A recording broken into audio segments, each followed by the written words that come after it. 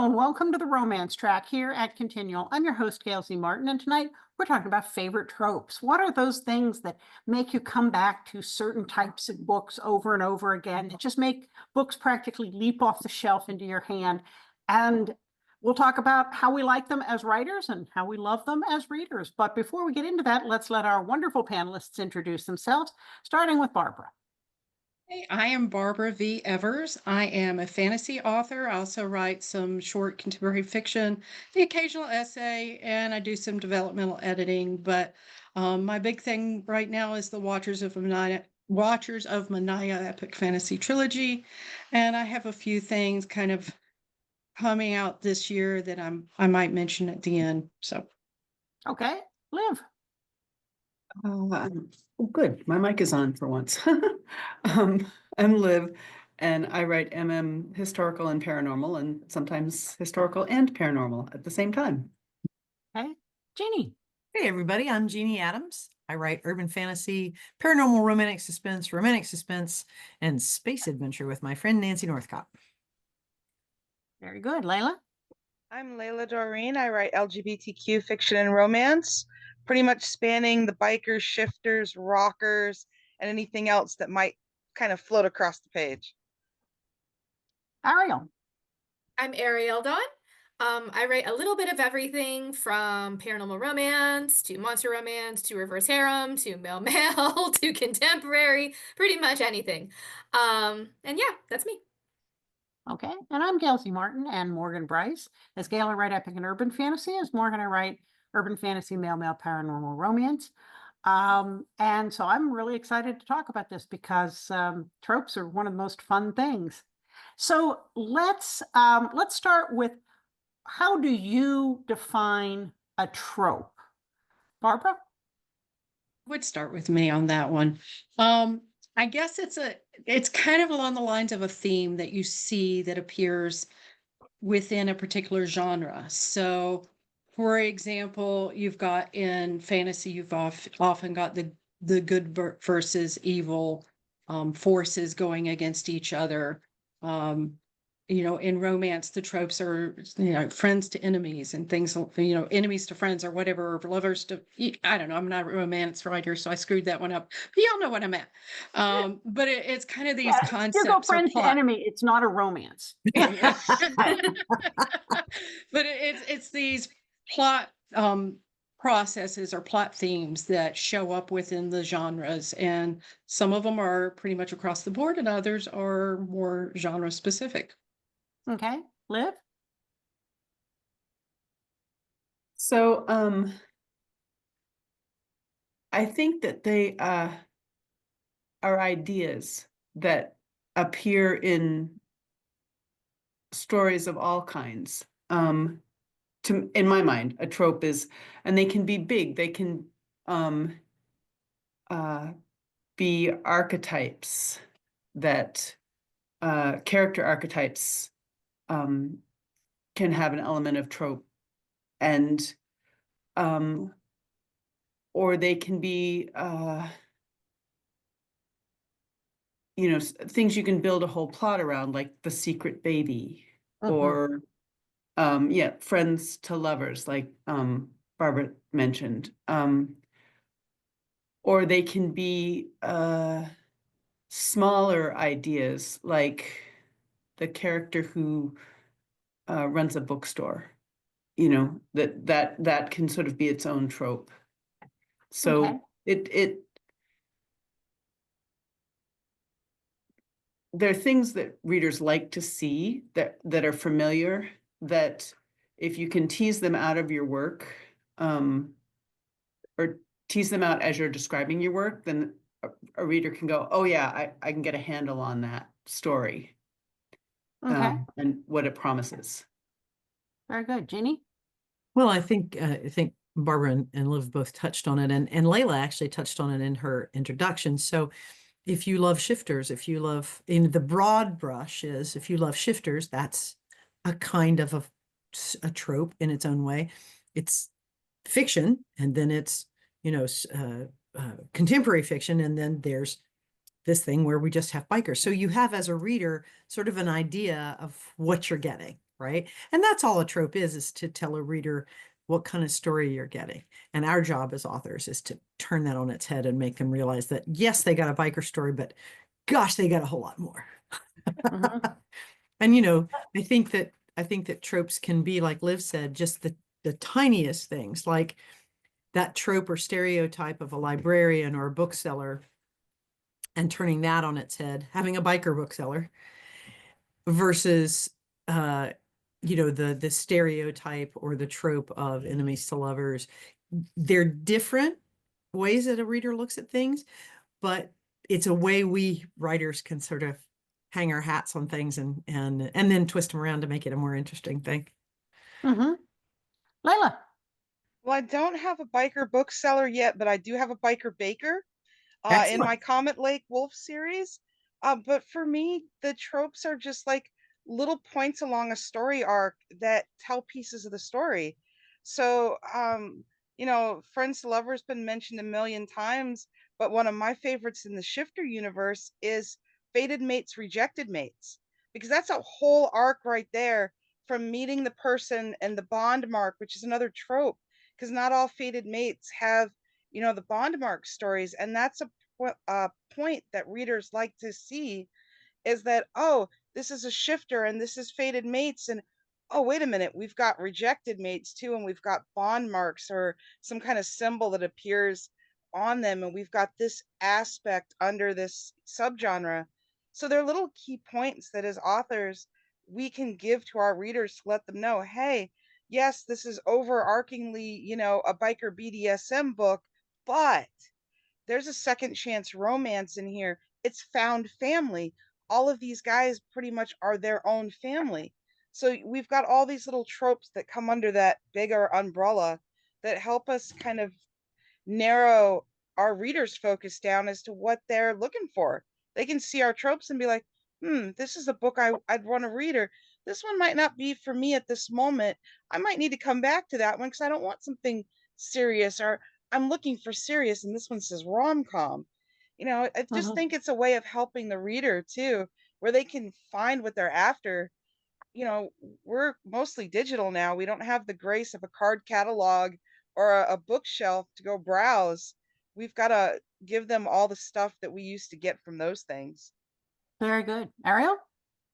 So I think kind of what everybody touched on, to me, to really kind of understand and define like what a trope is, I think sometimes we have to like take a step back and understand how we consume them, just in general, you know, because a lot of times, you know, we don't realize that tropes are literally everywhere. You know, Yeah. they are literally, you know, it's not just in the books you read or the movies that you watch, but it's in, you know, you go to the grocery store and you look at the cashier and you're like, that's a trope.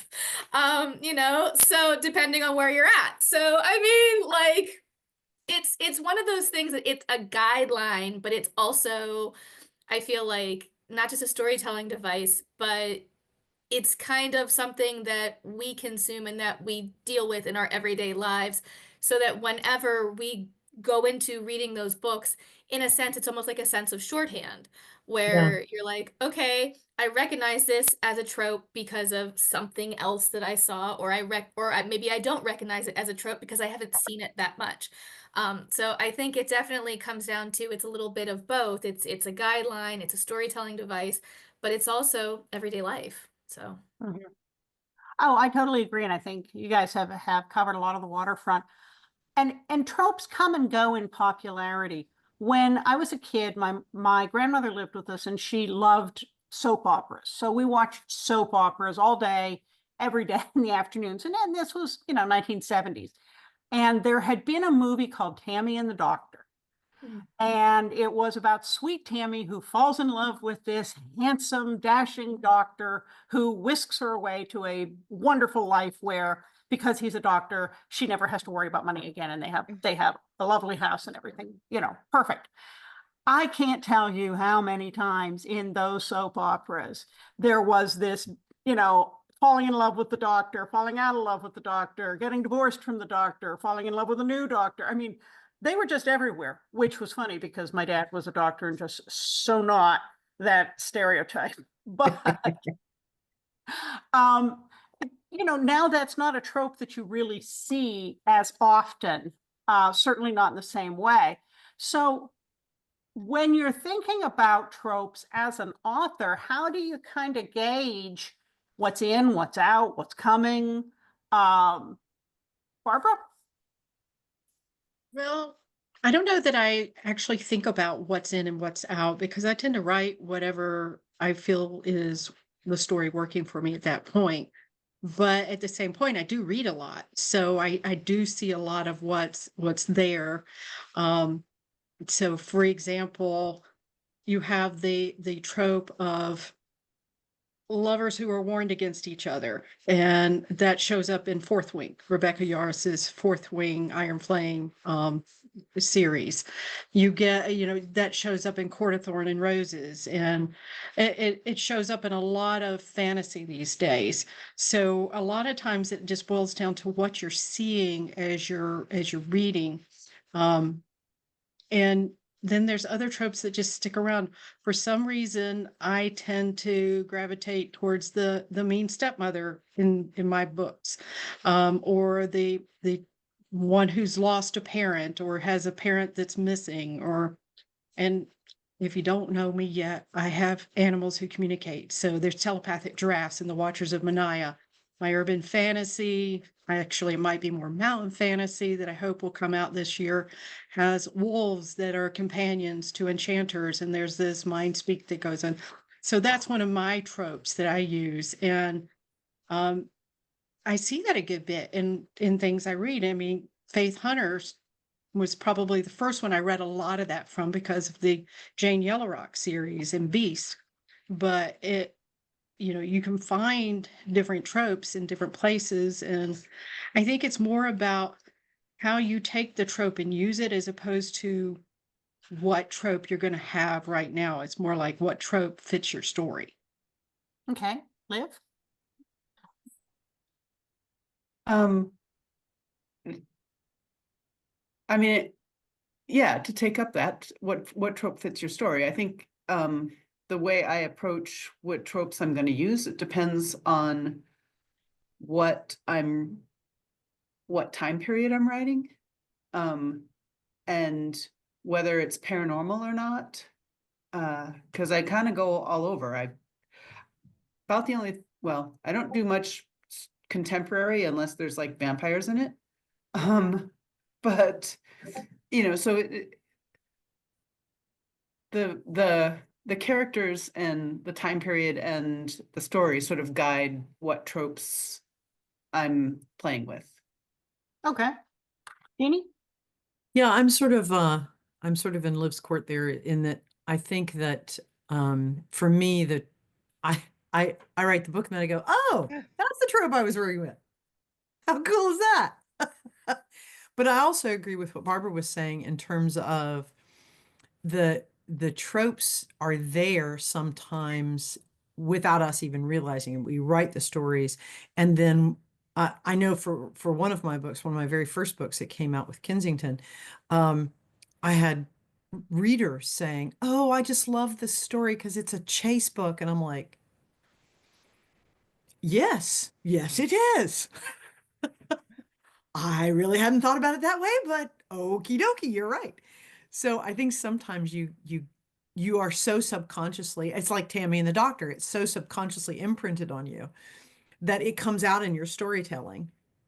The Wicked Stepmother comes out in your storytelling, and you look back and go, why, yes, I did put that in there. Go me. Layla? I always just, wrote the story that the characters gave me. And then as I got into like the more of the publishing side, started to learn about the tropes and started finding that they were inspiring too. Mhm. Um, as I have a snake shifter for the simple reason of somebody one day in this chat I was in goes, there's this like a writing prompt, and it's imagine you come home one day and something or someone strange is on your couch. And my brain immediately went to snake shifter, but I had just seen these little memes going for like fated mates. And I'm like, okay, I read more about the trope and I'm like, okay, what if this becomes, snake shifters and fated mates, and I do something, and play with it. I'd never written, a shifter story like that before. And it turned out to be a trope I absolutely love. And all of my shifter books are fated mates. A lot of them are rejected mates. And then there's times where you'll see a trope and it's like, I've never written a story like that. But now that I see that trope, I'm kind of curious as to what I would come up with to fit it. And I'll sit here with a notebook and just start scribbling away. And it's because that trope just like so struck a chord and so excited me to see what like my creative process handling that trope would be, that the trope is just the inspiration for the story. Mhm. Yeah, that makes sense. Ariel? So I think for me, at least when I first started writing, because at the time I didn't necessarily understand the consumption side of tropes, even though I had grown up, watching Buffy, watching Supernatural, like all that stuff. So when I first started writing, of course, I wrote a paranormal romance because what else was I gonna write? And as I wrote it, obviously I didn't understand at the time what tropes necessarily were because I didn't understand how I was consuming them. So once I kind of learned more about it, kind of like how everybody else kind of said, where you can almost like use it as a launching point or a prompt or a challenge. I'm a genre masher and a trope masher. I love taking things that don't belong or just, are just completely on opposite ends of the board and smashing them together and making them work. Um, which is how I ended up with a pumpkin shifter for Jack-o'-lantern shifter. Um, and fated mates Cool. and, just tossing all these things together. So I think too, because I tend to want to try different tropes or different genres, things like that. Because again, as writers, we're all readers, right? So, but I think the hardest part is knowing the difference between like the expectations of a trope and like the rules of a trope, right? Because those are two entirely different things. And once you know the rules, you can kind of break them a little bit. A lot of times before I start writing something, especially if it is a trope or a genre that I have not written in before, I consume. I go watch the media, I go read the books, in that genre. And I get a sense, I hang out in the groups, I see what people are asking for, checking the recs, the lists, all this stuff to get a better handle on that trope, to understand both the expectations and the rules. So One of the things that anybody who comes out of a fan fiction background will recognize is on Archive of Our Own. You get this whole, authors have the chance to tag all the tropes, all the everything. Now, some people go kind of bonkers with that. It goes on and on and on. But you can very quickly see, oh, this is a forced proximity, only one bed, snowed in, cut off from the world. Oh, okay, that's right up my alley or whatever, because it's going to be spelled out. We don't do it that way with published books. Sometimes you read very well crafted back cover copy or Amazon copy where they're trying, I do put a paragraph at the end of mine that pretty much nails all the tropes. But I think that is perhaps those of us who have come from that background are even more aware of them because it's so in your face. Here are all the tropes, like it or leave it. And you really can layer them like stranded together, forced proximity, road trip. Or I'm looking at a list here on, opposite childhood sweethearts, but are second chance romance, but it's a holiday romance. I mean, just saying that, you can start to think of how that would work. And so for authors, I think a good trope list is a great way to get yourself out of a funk, because if you can't read through a trope list and think of at least one book, you need to go take a nap. You are in serious burnout. I think it's the same as those of us who come from a role play background. You're used to layering all those things in that character. Okay, it's a mage, but it's also a thief, and it specializes in fire, but it's in, you want to layer this thing, and okay, but we got to layer in something with the Thieves Guild and a mystery.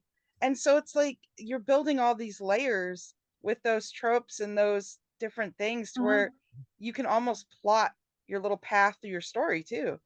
Mm-hmm. So before we get into what are our favorite tropes, are there some tropes you just won't touch with a 10-foot pole, either as a reader or an author? Barbara? Be honest with you, there's not one I won't touch. But let's see if I can say it correctly because I botched it. The first question you asked me today earlier, enemies to lovers is not my favorite. I would rather it be, old school crush or, some, second chance or something along those lines. I'm not as thrilled with enemies to lovers, but I will read them. After all, I read Fourth Wing. So I will read them, but I think I OD'd on it at one point and, then you just like, eh. Mm-hmm. Liv?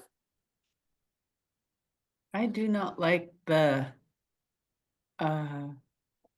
business person from the big city moves to a small town because they're gonna take over the hospital or whatever, and then they fall in love with the doctor in the hospital. That they're there in a small, go to a small community under false pretenses, aiming to shut down whatever business their love interest. That sort of deception thing just doesn't work for me. Mm-hmm. Okay. Jeannie? My least favorite probably has to be Secret Babies. And probably for the same reason that Barbara doesn't like enemies to lovers, that both the deception part and if you've made an enemy of somebody or somebody's made an enemy of you, there's a reason for it. And there's only so many misunderstandings I can go with. And the whole Secret Baby thing to me is somebody's lying somewhere for some reason, and it's usually not very heroic and not very redeemable. Mm-hmm. And, I have a hard time, I guess, in 21st century America, justifying, I didn't tell my baby daddy he was baby daddy, or I didn't know I had it because I was off fighting a war. Really? In the days of email and text and WhatsApp, you didn't get to know you, and everybody in town knows you the baby daddy. Okay. I just, that level of deception to me is not very redeemable or heroic. Now, have I seen it done well? Absolutely. Mm-hmm. But I think it's pretty rare that it's done well. Okay. Layla? I was struggling to think of one, and I don't know that I could write a bully romance, but I would never say never. I do read them. I have several of them. So I could never say never to that. I know that I personally would never tackle writing a full-on Western because that is not something I've read enough of or understand the era well enough to be able to do. But I do enjoy reading and watching a good Western. I'm there's not too many things that I haven't dabbled in already in the role play world where you kind of had the freedom to take a tinker gnome and a dragon and see what that produced. So Okay. Ariel? Kind of touching on a couple of the other mentions here. The two that I probably really don't really read and probably wouldn't touch is also Bully Romance and Secret Baby. Those are not my jams. No anyone who writes them, more power to you. It's just not my thing. But something that is also interesting is the fact that there are certain things that I don't read when it's male female, but I will eat that up if it is male male. And so one of those is age gap. When it is male female age gap, I have a lot of trouble with it. But if you give me, best friend's dad and I'll take it. Um, but and even sports romance. I'm not a huge sports romance person in general, but right now I am flying through male sports romance. So it is just it's what it is. Okay. Yeah, I'm with you on I can't do bully romance because that to me is probably an irredeemable fault in one of the characters. And so I wouldn't expect them to get very far down the pike, even if they make nice for a while. I'm just cynical that way at this point in my life. I don't like love triangles, and I don't like forgiven past infidelity. Look, if he cheated on you, he's going to cheat on you again. And love triangles, make up your mind or leave. And I think some of that, I think we probably embrace different tropes differently at different points in our lives. Mhm. And sometimes there's just enough water under your bridge to go, no, no, that appeal is gone with the wind. Yeah. Might like that in my 20s, not reading it now, just haven't hit the road, Jack. Yeah, So, I think there are points where it's like, oh, trigger. And then there are other points where it's like, yeah, I've had enough time under the bridge where I could read that now. right. And it's very different for us as we go through periods of our life, and it's kind of different for every person.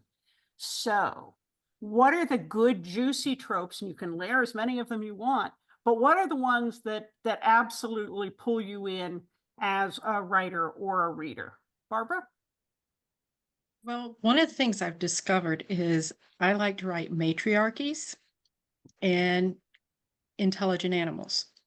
So those are two of my tropes that seem to pop up without me really thinking about it. I really like to take women who think they're unprepared for the power that's coming their way. And they, have to overcome whatever's coming because they now have no choice. So that happened in The Watchers of Mania. It's going to happen in Plunged in Purple, which is the mountain fantasy I was talking about. It's even happened in some of my short stories where it's kind of like this female overcoming kind of thing. And then I like to dabble in animals because who doesn't love animals, and it's not a shifter situation. It is literally more of a companion animal sort of thing that may be a protective element to the story, a protective part of the protagonist story, or a support part. But for whatever reason, that seems to surface a lot in my writing. Okay. Liv? So, as far as like relationship trope, probably my favorite is opposites attract, because I really like how authors sort of peel back characters and fit two guys that shouldn't work together. I guess a guy and a girl sometimes, that shouldn't work together, and make them work together. And that's just always really fascinating. That process is fascinating to me. And as I one of my more recent releases called The Icon Thief, which was paranormal historical. I joked when it first came out that it hit all of Liv's high points because there's a vampire, and it's set in 1855, and there's a doctor, so there was historical medical practices, and then there was an evil Catholic priest, which, if you read my stuff, those things, those sort of themes, tropes appear often. So I guess those would be my catnip. Evil priest. Okay. Jeannie? Nothing like a good evil priest as your bad guy. So much material to work with. So I'm going to second Barbara in that I love the whole rising above, whether it's male or female, the you're stronger than you know. And I don't think it's like technically a trope, but it's or one that they put in any of the trope books, but it's that sense of, it's not coming of age, it's coming into strength or coming into power. That's one of my absolute favorites. And I'm, talk about layering the juicy stuff. I love layering that with like Grumpy Sunshine or Beauty and the Beast. I really love those kind of, standing up for yourself, learning to be in your own power kind of thing. And if I can add that to Found Family, I'm just the happiest camper in the world. Layla? I have always loved my fated mate shifters, and within that, you always have found family within the crash or the pack or the part or whatever, group that is together. But I'm a sucker for rock stars, and rockers in general. So I've got to have my musicians, I've got to have my bikers, and then I can, dabble the second chance or different ones through there. So like currently I'm working on, and I love my poly. I've got probably as many poly books as I do, um, just a couple, and I don't just mean poly as in three. I've got all the way up to five so far. Woo! I love love Spicy. love my poly. So I mean, I have a rhino shifter rock band called the Wino Rhinos. I have a motorcycle club that is made up of shifters, lives on the pack grounds of my Comet Lake pack, and they are the security for the pack. But there is also an entire metal band of shifters. Like there's a bear who's a drummer, there's an owl on guitars, and there's three wolves, including the lead singer, and he's a wolf that can't eat meat. So, you know, they're all together in that world. And over the last 2 years, I've fallen in love with Daddy Littles. So now I've got Shifter Daddy Littles, and I've been writing with JP Sale. We wrote Little and Lethal last year, and it is a little who's an assassin. He's a little cat shifter, and his mates are like big cat, like jaguar leopard type shifters. So I've got my shifters with my littles now, and all the little things in between, and it's awesome because in that book the guys also were on Harleys too, and just give me all of my favorite things and let's smush them all together in the coolest sandwich ever. Okay. Ariel. So I think for me, probably what you'll see a lot of, it comes out in a lot of my writing, and it's a lot of what I read too, is enemies to lovers, and best friends to lovers. I am such a sucker for like best friends to lovers, and usually like second chance best friends to lovers. Yeah, that gets me every time. But I also tend to write a lot of more like alpha female type tropes, where it's not them more or less coming into their power, but like understanding how to use their power. So I write a lot of that. But I think probably like the main big ones for me are alpha female, best friends to lovers, and enemies to lovers. I love sometimes I'll even do like best friends to enemies to lovers. Like get a little scope in there, make it a little bit more fun. I sort of just wrote something like that, so it was very fun. Dribble that Yeah. angst in. Yeah, yeah. Mhm. I love found family. In fact, all of my series, all my modern day urban fantasy series cross over under my Gail and Morgan names. And so it just keeps getting to be a bigger and bigger family, which is just a lot of fun because to me that they're all in the same world, then I don't have to keep I have to noticing know though, things. do you have like an org chart for that? Yes, I have Okay. more Bibles out the wazoo. Yes, which I frequently have to go back and go, what's his name? I freely admit that.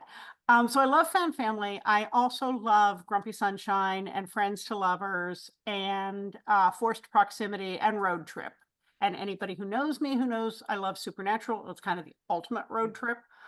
And I've got as a shout out as I look down this list, one of the other things that was always very big in my grandmother's soap operas was amnesia. I swear, if there wasn't Oh, one person on each show with amnesia, At least once a season. too. right? once a season, yeah. Yeah. These people had so much. They had Swiss cheese for brains by the time they were done. Well, and The there was always Jason that. Quartermain arc was one of the biggest, like, goody two shoes to heel turns in General Mhm. Hospital ever.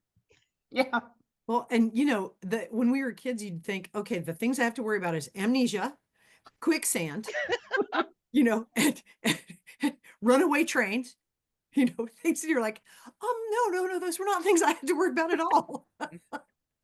No amnesia, There's far concussions less maybe, but not quicksand than I amnesia. ever imagined there'd be. Yeah. So we have blown through our time, but I want to go around and ask everybody if you've got a new, recent, or upcoming book.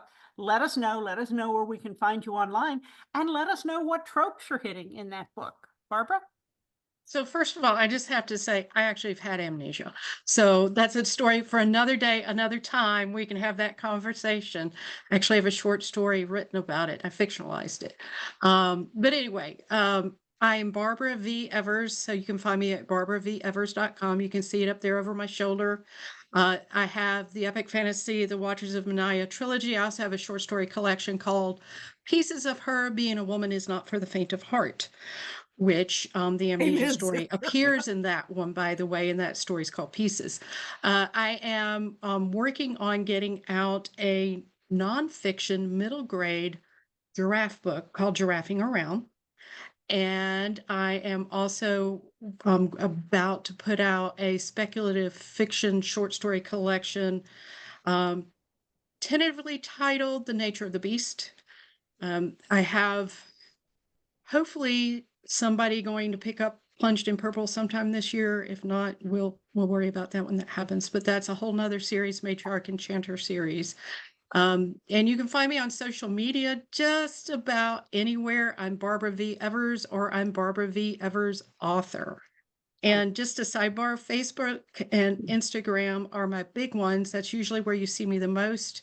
And right now, and I run this on a regular basis, so even if you watch this and it's like a year since we've done it, I run Giraffe Trivia Tuesday off and on throughout the year.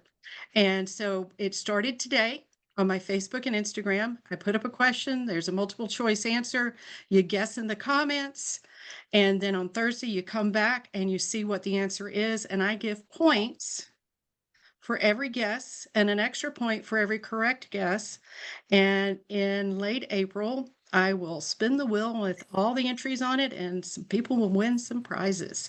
So when I do that, this is the 4th time I've done it. So even if it's not current when you're watching this, doesn't mean I'm not going to do it again. So anyway, check it out. Okay. Giraffe trivia. I love it. Giraffe trivia. Sorry about the cough. I am, what am I working on? I am working on a short story that will be part of an anthology for the Read the Rainbow book signing in April. And it's a Mac and Adrian story. So my character's from the Richmond Vampire. I am working on the Pirate's Vampire, which is the long-awaited sequel to I do that. Next time, I'm not going to name a duology with like the words in reverse. The first one is The Vampire's Pirate. The second one that is to be coming in March is The Pirate's Vampire. And it was really a dumb idea of me, but the covers, I just got the new covers and they're gorgeous and I can't wait to spread them around the internet. And yeah, and I am on many social media platforms under some variation of live Rancourt, I'm primarily Facebook or Blue Sky has been my most recent. I have a Threads account. I'm struggling a little bit with Meta this week, but Blue Sky for sure, or my newsletter, or anyway, I'm around. Okay. All right, Jeannie? Well, let's see. I have the most recent release is my short story in the Mercedes Lackey anthology Feuds. And to my great delight, I have been invited to submit a story for this year's anthology as well. So excited. I'll have a book coming out this year with Nancy in the Outcast Station series. We're each doing standalone novels. Mine is called Eden Secret. Hers is called Speaker for All. So this will be coming out here probably second quarter. And I have a monster romantasy that is being shopped to New York. So we'll see how that goes. Y'all cross your fingers for me. Okay. Layla?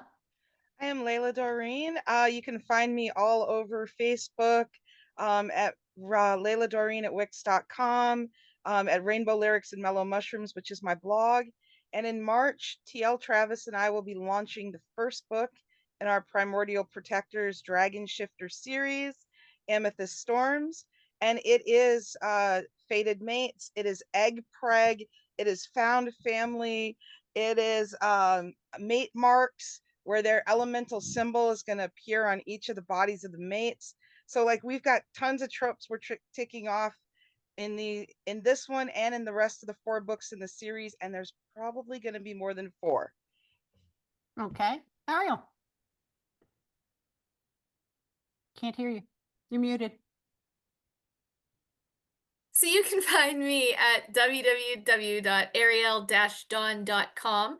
I am on pretty much every platform you can think of. I just got Blue Sky recently. I'm still on Facebook, Threads, Instagram, all that good stuff. And pretty much literally anywhere that you can think of, I'm probably there. But you can find all of that at arieldawn.com. I am working on, it's always like the question of like what I'm working on is like, what am I not working on?